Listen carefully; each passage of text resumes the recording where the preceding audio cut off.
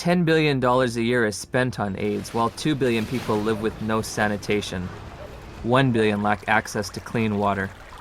And malnutrition kills someone every 10 seconds. These factors enable diseases to thrive and severely weaken the immune system of those living in such squalor.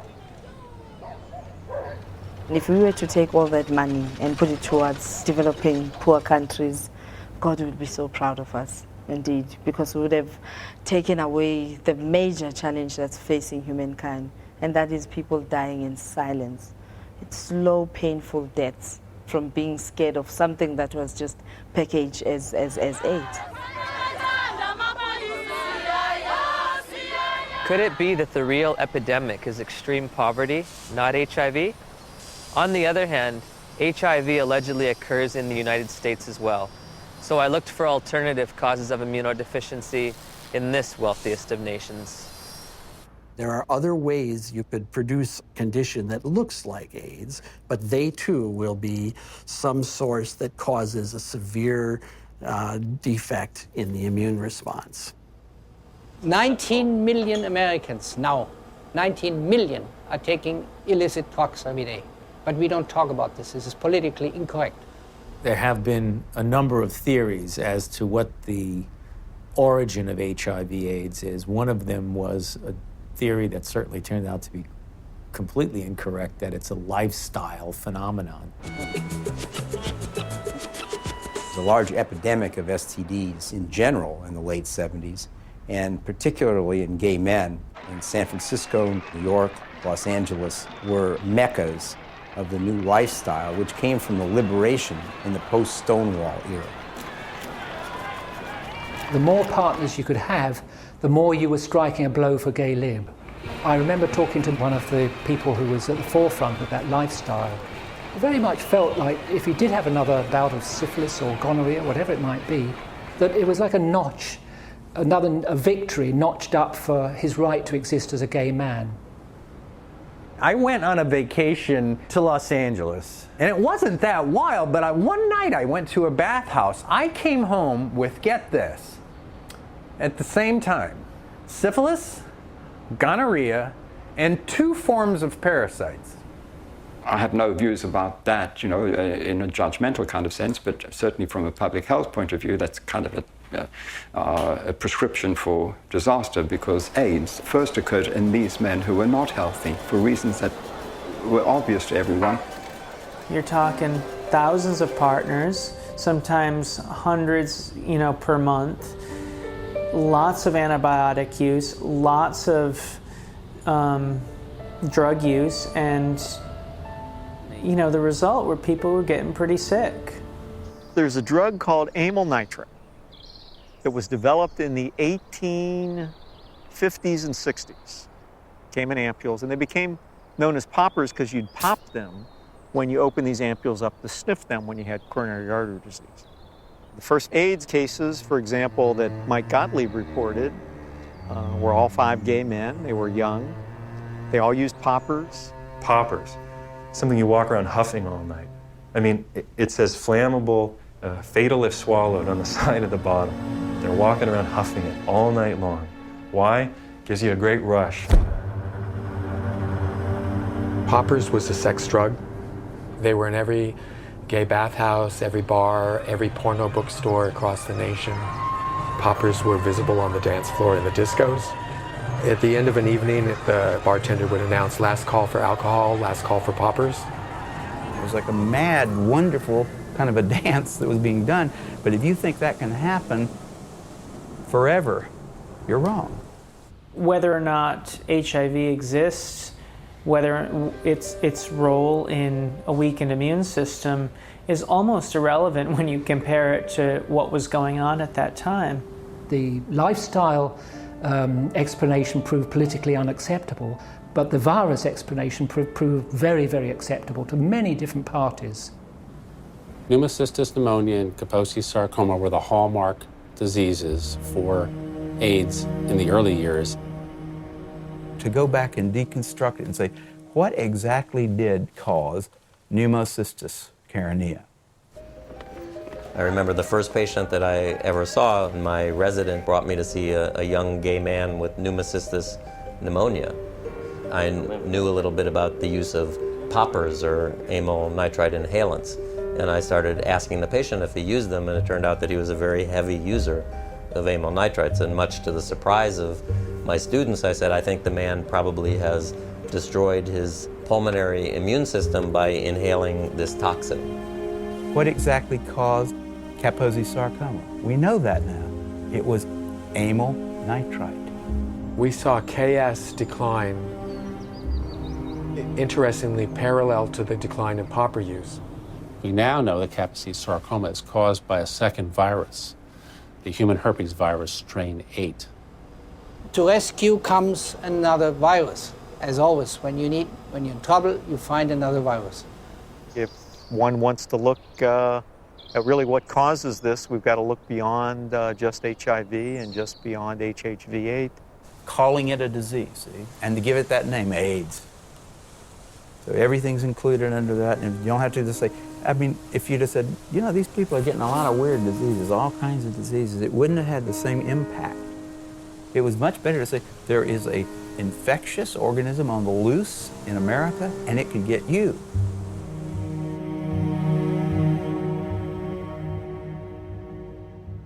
I had interviewed the world's leading HIV experts and discovered that the two benchmark diseases of AIDS have alternate explanations.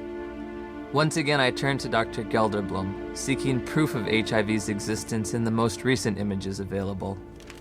Here, you do not see anything about the details, but I would say it's probably a virus. These are HIV here? Yeah. Oh, so are these HIV too? Yeah. Everything's Probably. Probably. Yeah. What can I tell you? You know, I mean, it exists. Gallo said he had all these viruses, and it was a lie. I think HIV totally has turned out not to be the cause of AIDS. HIV has turned out not to be. Gelderblom's images, said to come from isolated HIV cultures, provided no proof for HIV's existence. So I asked Nobel laureate Dr. David Baltimore and Dr. Robin Weiss how they would isolate and photograph this elusive virus. Well, didn't Dr. Gallo do that? I mean, he actually isolated it, so... Yeah. I mean, why should I do all of this? This is all textbook stuff you're asking me. I'm not quite sure what's behind your question about isolation. I don't want to be your textbook, you know? Okay. I got other things to do. They're embarrassed. The scientists have been embarrassed about this. They know that it's flawed. In 1987, the CDC made two mind-boggling changes in the definition of AIDS, which are in effect today. You can be diagnosed with AIDS without ever having an HIV test. In 1987, I had a lesion on my arm, and it was KS, Kaposi sarcoma. The doctor diagnosed you with AIDS without an HIV test? Yeah. You can be diagnosed with AIDS if you've tested negative for HIV. Alvin Friedman Keene found 16 patients with Kaposi sarcoma among gay men in New York City in the 80s. They did not have HIV infection. Yet they had AIDS by our definition, right? In a World Health Organization publication, Dr. Chin writes, "It should be emphasized that the surveillance definitions for AIDS were not intended to be reliable indicators of HIV infection." If you have thousands of documented cases of AIDS without HIV, how can HIV cause AIDS? Why do you believe that HIV does cause AIDS? Because that's all the information that I've been given. Because we've never been taught anything different.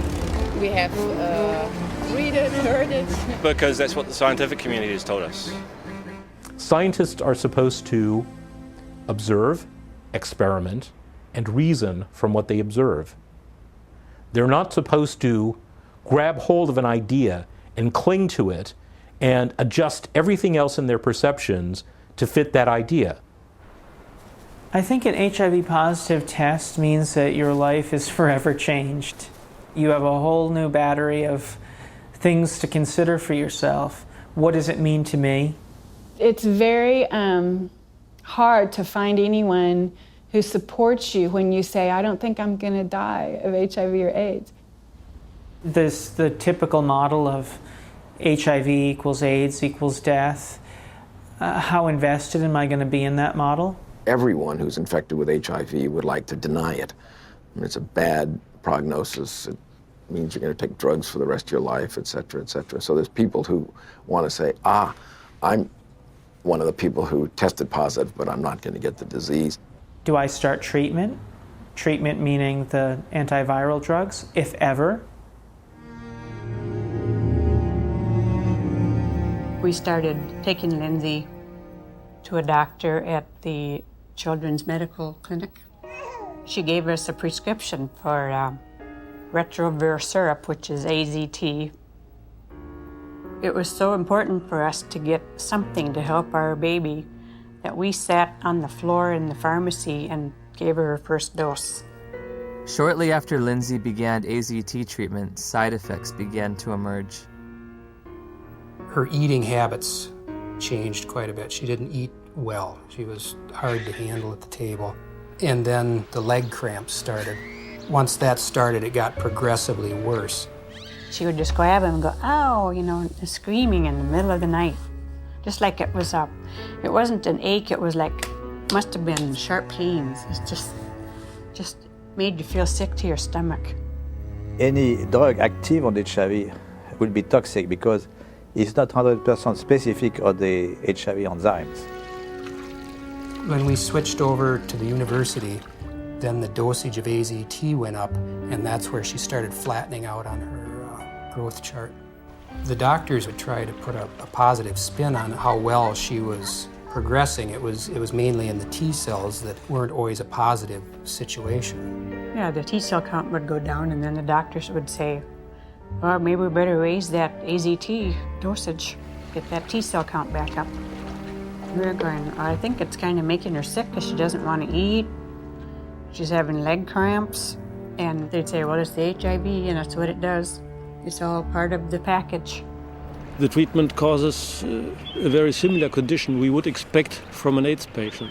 That's why nobody noticed that there was something wrong with the treatment.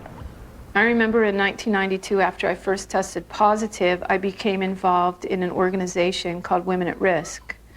There were 11 of us at the time on the board and involved in the group. All of us except 3 were on the medications. In the year and a half that I was involved with Women at Risk, every single woman in that organization on the drugs died. Every single one, except the 3 of us who weren't taking them.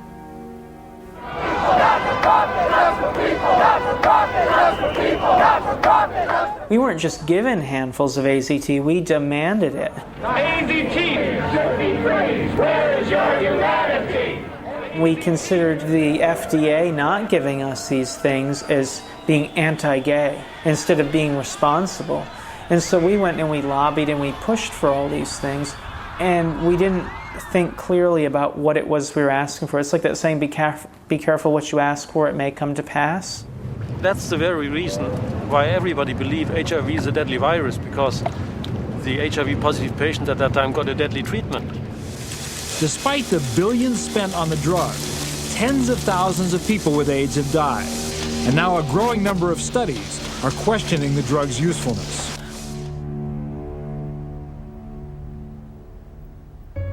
We just decided between ourselves in November to write to Peter Duisberg and say, sorry to bother you. Are you for real? And if Lindsay were your daughter, what would you do? On November 11th, we got a big package, and he said, you must take your daughter off AZT immediately or she will die from it like Kimberly Bogalis.